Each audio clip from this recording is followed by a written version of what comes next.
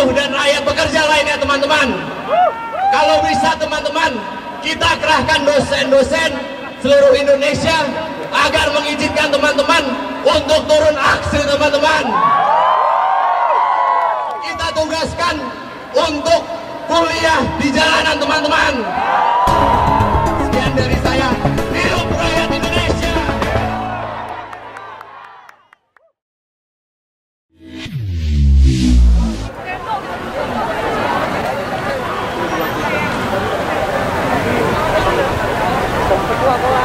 Mohon bisa berhenti. Mohon bisa berhenti.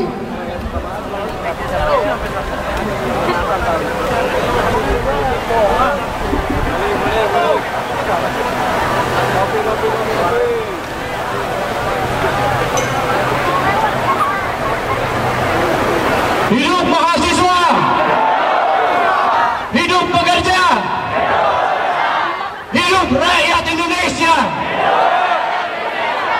Yang pertama, saya coba perkenalkan diri. Saya adalah pekerja kampus, di mana kami membawahi dosen dan tenaga kependidikan yang biasa teman-teman temui di kampus-kampus.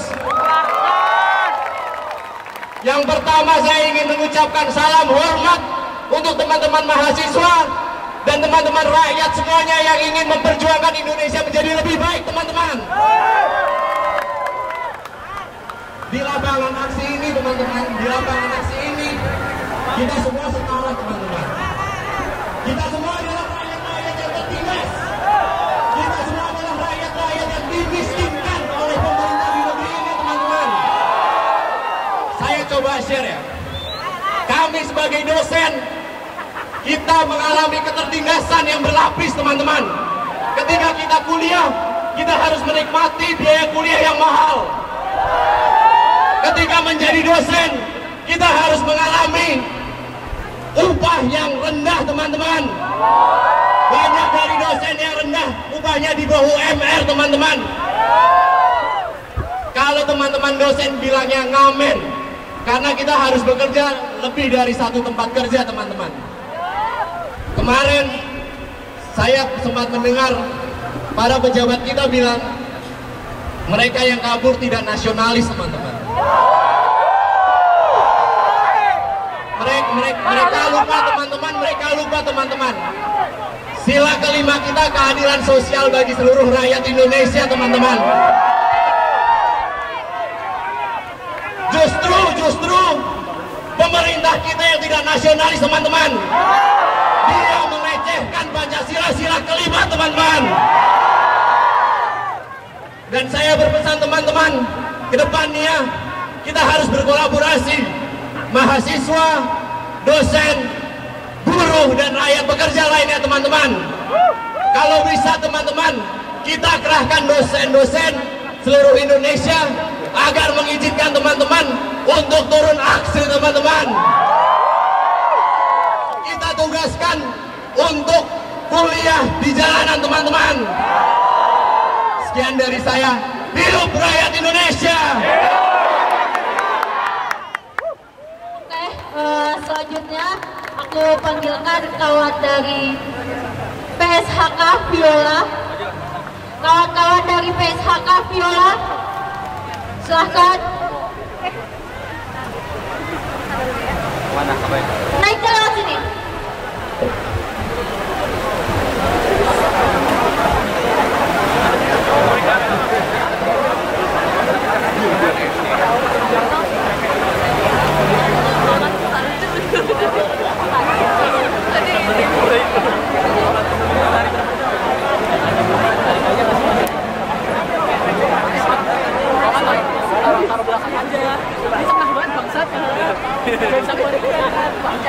Bisa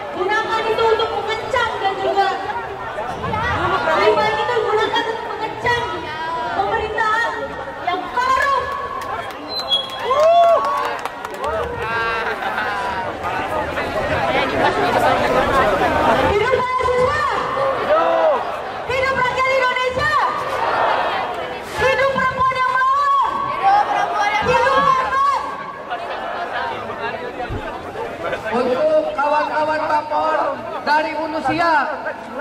Untuk kawan-kawan Bapor dari Unusia, harap matikan api yang di depan, karena itu di luar perintah taktis aksi. Orasi masih panjang, jangan sampai kerusuhan mengecilkan kita, membatasi kita dalam penyampaian pendapat. Untuk orang-orang Bapor dari Unusia, harap api di depan dimatikan. Baik ini kita mematikan, itu mematikan.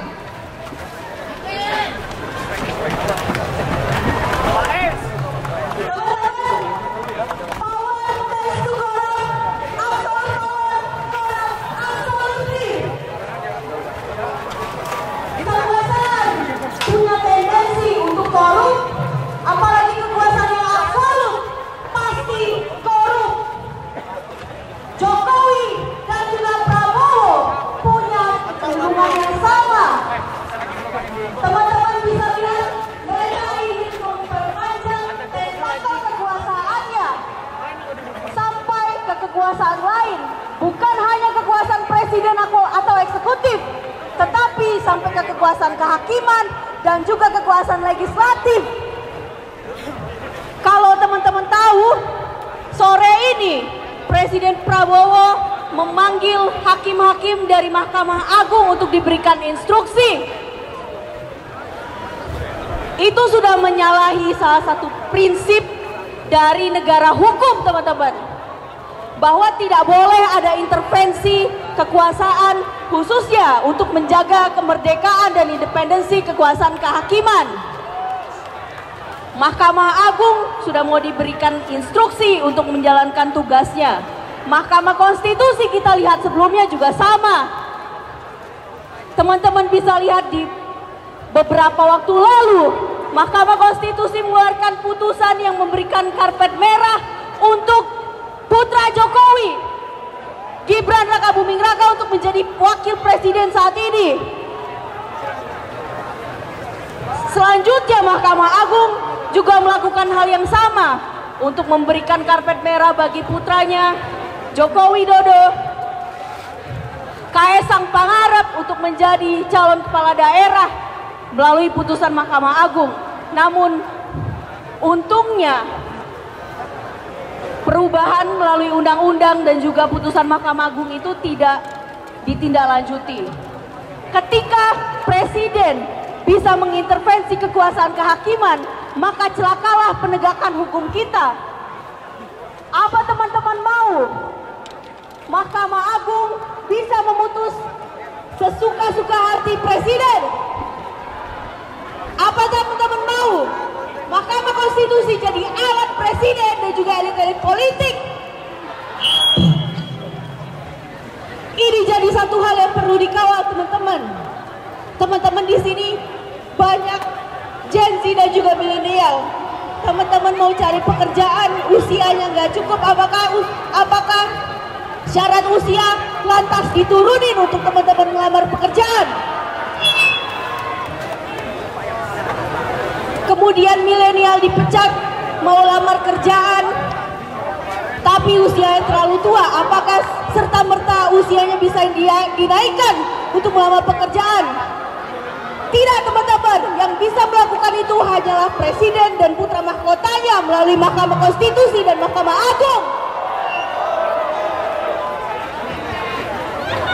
Teman-teman,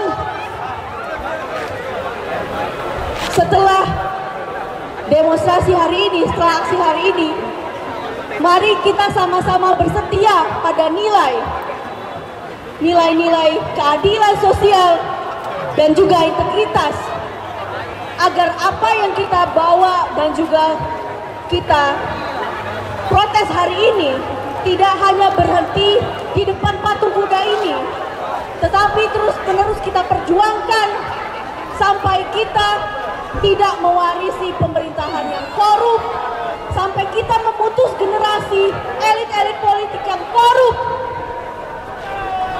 Kita terus jaga konsolidasi kelompok masyarakat sipil agar juga tidak diganggu dan juga diintervensi oleh kekuasaan.